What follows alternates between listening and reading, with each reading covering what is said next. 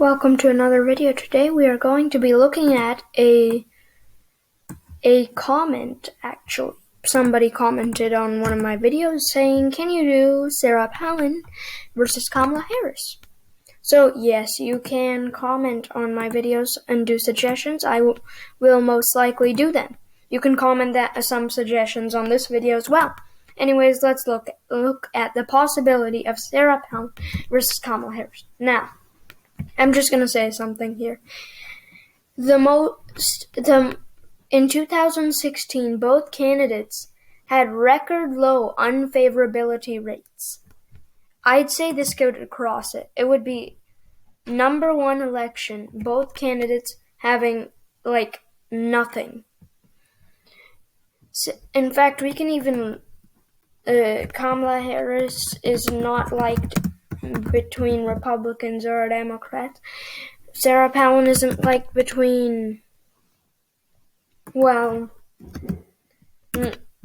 actually we can pull up, I'm going to pull up Sarah Palin's approval kind of favorability rating.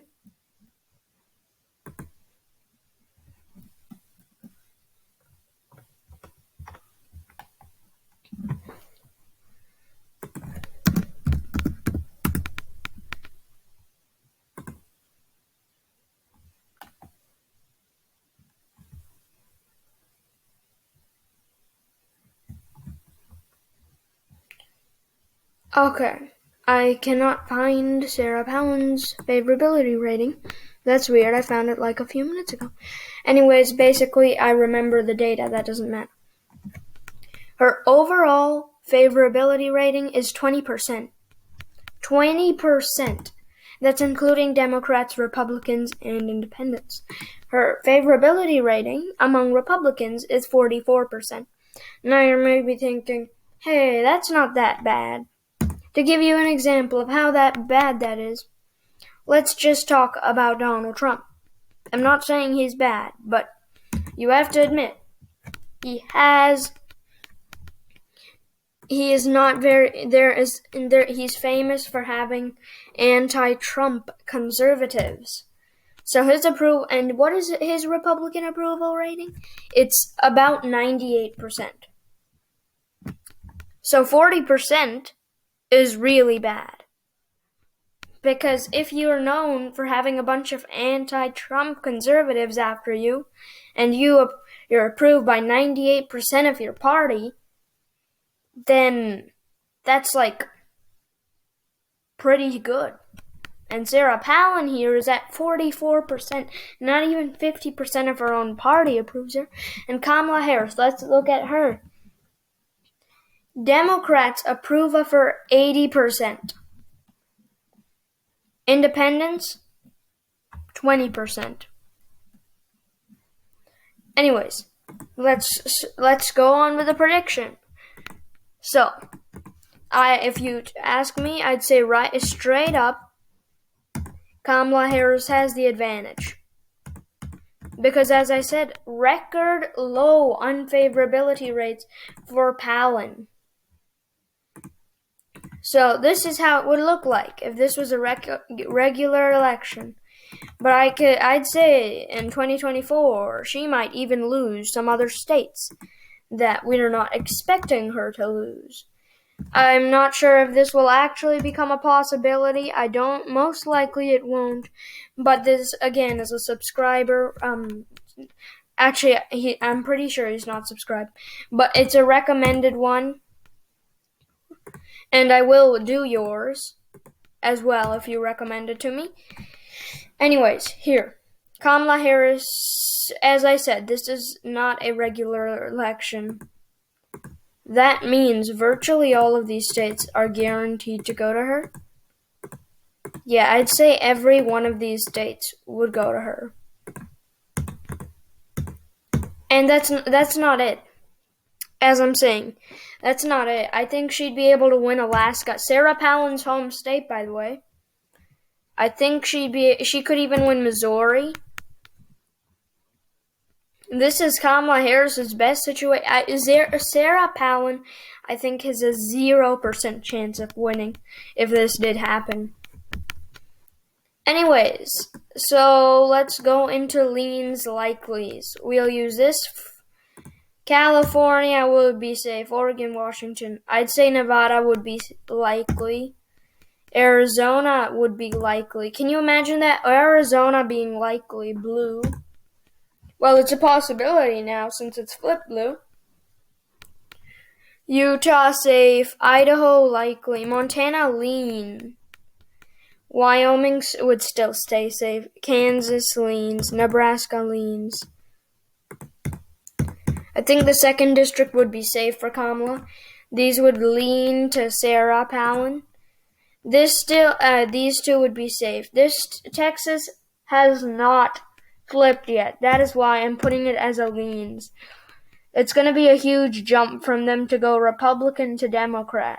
And Sarah Palin could just make it happen. I'd say Louisiana, Arkansas likely. Missouri would most likely be leans. Or maybe even tilt. Iowa would go like leans, actually, since it's kind of getting more conservative. Same thing with Ohio. Illinois safe. All of these states. I'll put Minnesota safe. Pennsylvania likely. Virginia. If you're thinking this is way too biased for Kamala Harris, it's not. Sarah Palin is highly disapproved of. As I stated before, 40% in Republicans, 20% overall. And that is not a good approval rating.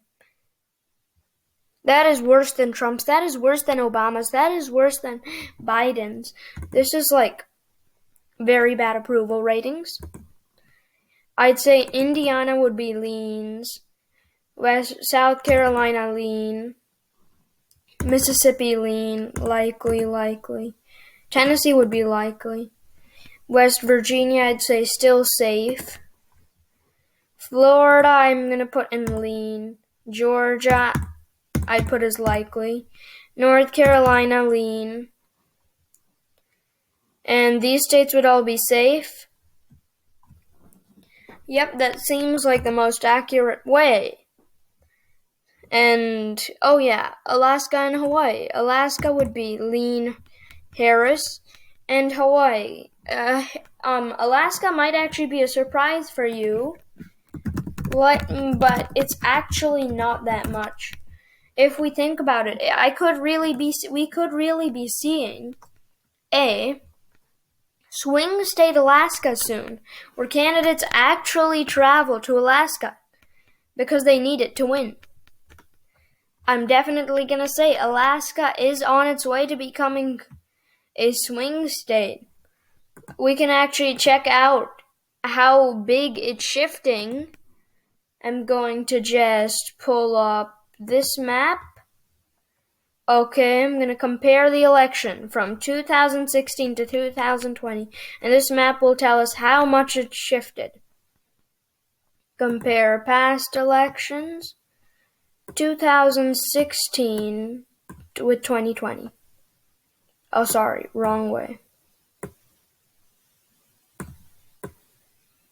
There we go. But plus 4.7%. Now I know, plus 4% isn't that bad. It's moved Democrat by 4%. You're like, what? That's not helping at all. Okay, let's go back again. All the way to 2012, plus 3%. 2008, plus 11%. Plus in 2004, 15%. I think you get the point. It's just steadily going blue. In fact, let's go all the way back.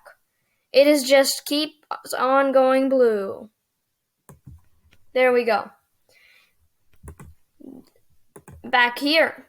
And that is why I think she can lose her home state of Alaska, and that would be an embarrassing loss for her. She's losing her home state that she was governor of. Anyways, thank you for watching this video. And as I said, put any recommendations you have in the comments below. Also, make sure to like and subscribe.